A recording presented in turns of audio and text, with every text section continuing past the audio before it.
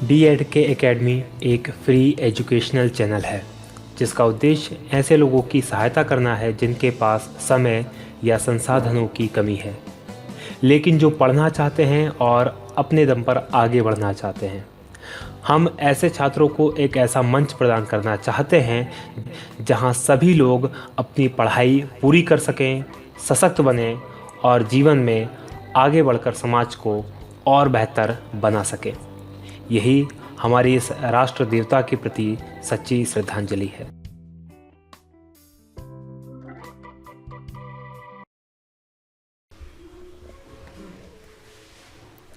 साथियों नमस्कार, बहुत स्वागत है आपका डी.एड.के एकेडमी में। मैं हूं भगवत दांगी, फाउंडर डी.एड.के एकेडमी। बात करेंगे आज हम मध्य प्रदेश के संभाग एवं जिले पार्ट 3, तीसरा ये भाग होगा, तो बहुत ध्यान से आप देखें। और आज बात करने वाले हैं हम उज्जैन संभाग के बारे में।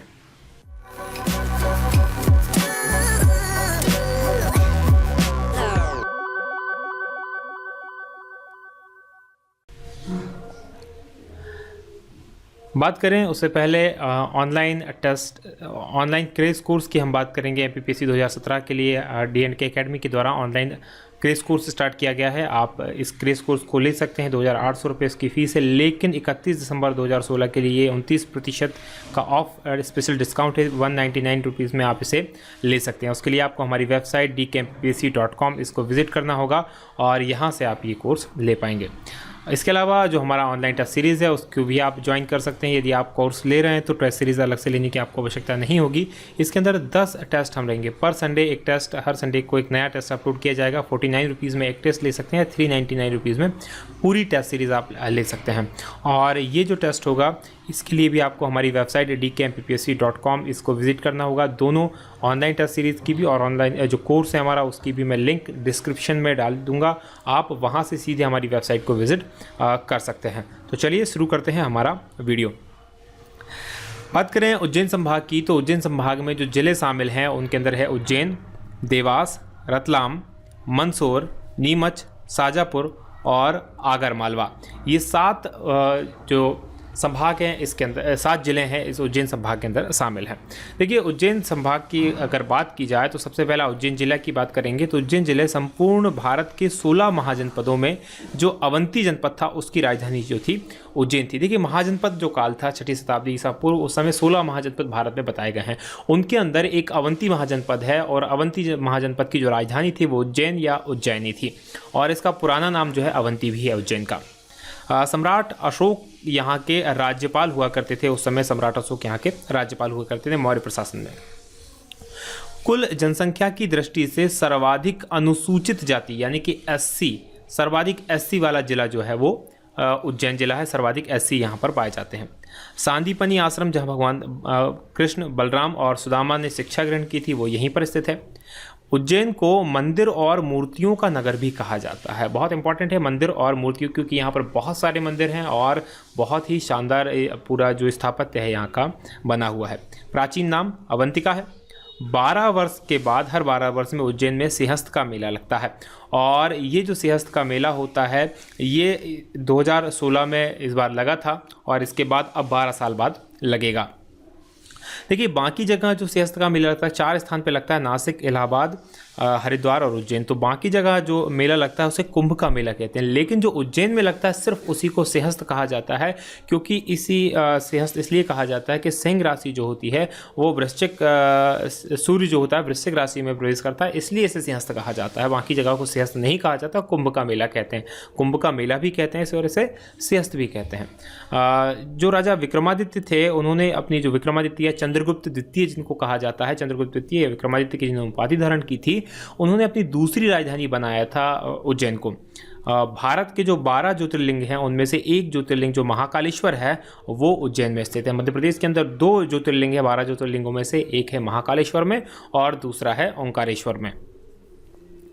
बात करें अगले बातों की तो वो है नागदा। जो है नागदा के अंदर कृत्रिम रेशे बनाने का कारखाना उज्जैन के अंदर है और एशिया का सबसे बड़ा सोयाबीन संयंत्र जो सोयाबीन संयंत्र है सबसे बड़ा एशिया का वो उज्जैन में ही है।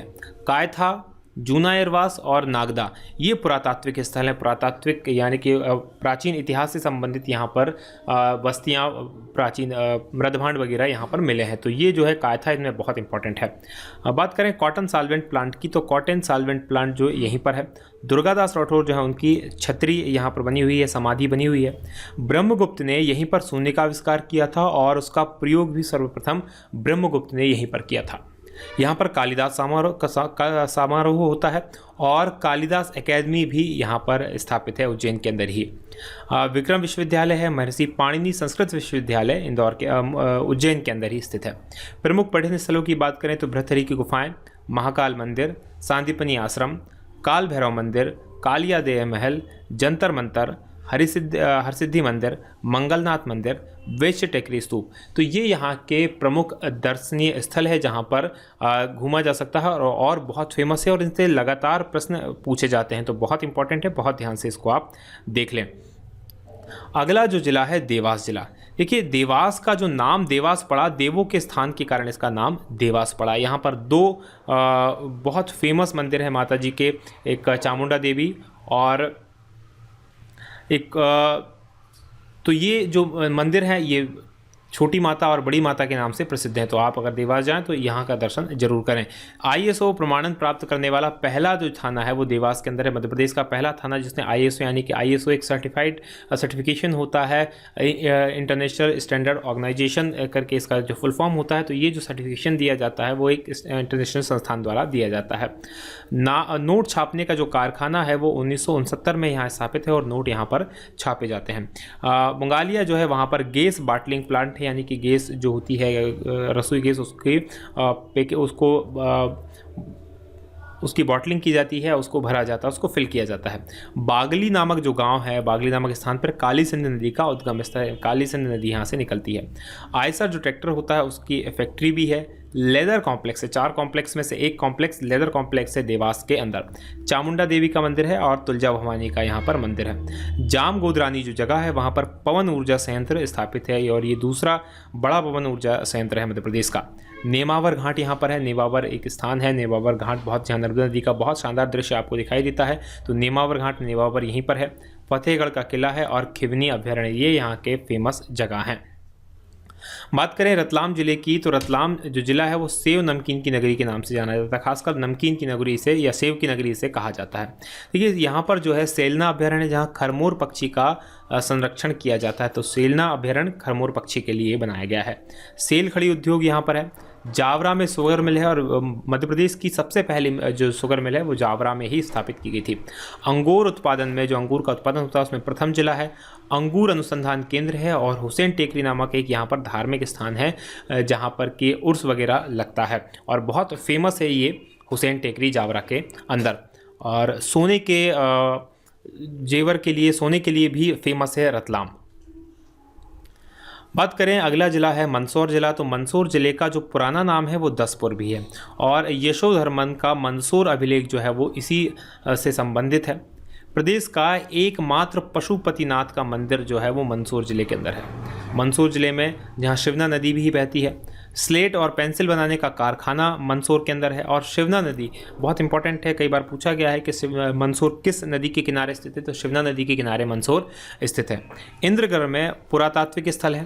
भानपुरा तहसील का जो सुनील टप्पा गांव था उस गांव को राजस्थान को दिया गया था। सुनील कप्पा नहीं है, ये सुनील टप्पा है। इस सुनील टप्पा गांव को राजस्थान को दिया गया था।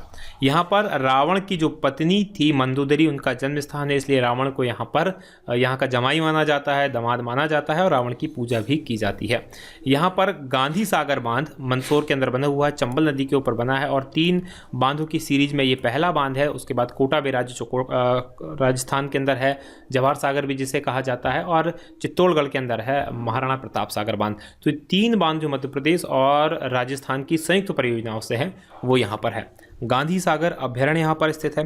गांधी सागर अभ्यारण्य है और अफीम उत्पादक जिला है। तो मध्य प्रदेश का अफीम उत्पादक जिला। इसके अलावा नीमच में भी अफीम उत्पादन होता है, लेकिन अधिक उत्पादन जो होता है वो मंदसौर के अंदर होता है।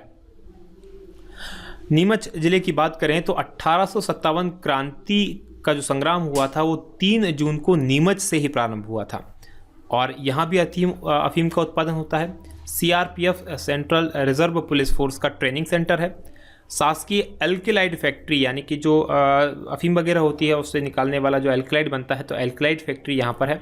शहाबुद्दीन ओलिया का उर्स यहाँ पर लगता है। और इससे पहले जो उड़ता पंजाब मूवी आई थी उसके अंदर ये शासकीय एल्केलाइड फैमिली जो फैक्ट्री थी इसको बताया गया है नीमच के अंदर।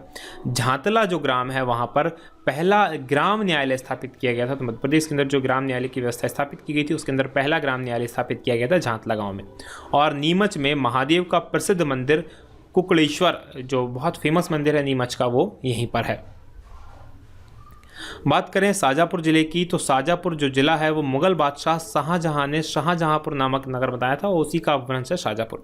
शाहजहाँपुर जिले को पूर्व में इसका नाम खानड़ी खेड़ा के नाम से भी इसे जाना जाता था। और शाहजहाँपुर जिले में सुजालपुर एक स्थान है, सुजालपुर एक कस्बा है जहाँ की जो मंडी है, अनाज मंडी, बहुत ही फेमस है।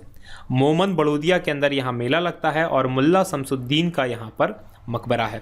मक्सी एक और यहाँ की जगह है, मक्सी में डाबर का प्लांट लगा हुआ है। डाबर के जो प्रोडक्ट बनते हैं, डाबर हनी वगैरह, तो उसका प्लांट जो लगा है वो मक्सी में लगा है। और भयाना गांव जो है वो बाल कृष्ण शर्मा नवीन, जो कि मध्य प्रदेश के एक बहुत बड़े साहित्यकार जो रहे हैं, उनकी जन्मस्थली भी है। बात करें आगर मालवा गांव की, जिले की, तो आगर मालवा जो जिला है वो शाहजहाँपुर से पृथक करके 15 अगस्त 2013 को बनाया गया और ये मध्य प्रदेश के 51वें जिले के रूप में अस्तित्व में आया है। इस जिले से में आगर बड़ौद, सुसनेर, नलखेड़ा तहसील, ये 3 तहसील को मिलाकर ये पूरा के पूरा जिला बनाया गया है। एकदम नया जिला, ये मध्य प्रदेश का सबसे लेटेस्ट जिला जो यही है। तो ये तो बात हुई उज्जैन संभाग की। तो आज के लिए हमारा जो वीडियो है वो यहीं समाप्त होता है। यदि आपको ये वीडियो पसंद आए तो आप इसे लाइक करें, अपने दोस्तों के साथ शेयर करें, कमेंट करना बिल्कुल ना भूलें कि आपको कैसा पसंद आ रहा है या नहीं पसंद आ रहा है। यदि आपको पसंद आ रहा है तो इस सीरीज़ को हम पूरा कंप्लीट बहुत जल्द आपके लिए अपलोड कर देंगे। आप देखते रहिए यहाँ तक, और भी वीडियोस मैं लिंक डाल जा रहा हूँ, यहाँ वीडियो और डले हैं, तो आप इन वीडियोस को देखिए। तब तक हम बनाते हैं आपके लिए इसी तरह के और भी शानदार वीडियो। आज की बात हम यहीं समाप्त करेंगे। बहुत बहुत धन्यवाद। जय हिंद, जय भारत।